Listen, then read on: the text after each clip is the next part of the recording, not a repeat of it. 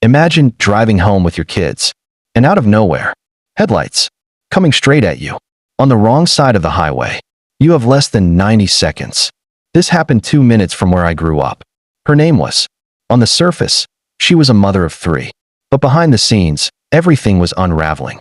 She had recently been hospitalized for depression. She had just ended a messy relationship. And there were rumors she feared an imminent arrest. Then came the day that changed everything. It was her nephew's 10th birthday. She picked him up to celebrate. She loaded her 3 children into the car.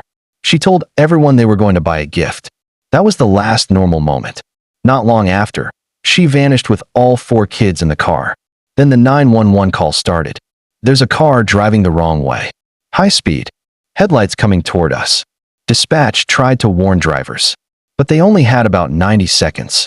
On that same highway, a father was driving with his 2 children. Another child was riding along. He had no idea what was coming. Then, impact. The crash destroyed both vehicles. 7 people died. 6 children. 1 adult. The only survivors were Judy Kirby and 1 child from the other vehicle. Investigators concluded it was intentional, an attempt to end her own life.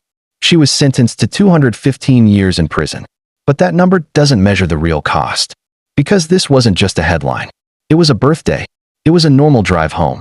It was families who thought they had tomorrow. Every time I pass that stretch of road, I think about how ordinary that day probably felt. Until it wasn't. Sometimes the most terrifying disasters don't come from strangers. They come from someone behind a steering wheel who has already decided the ending.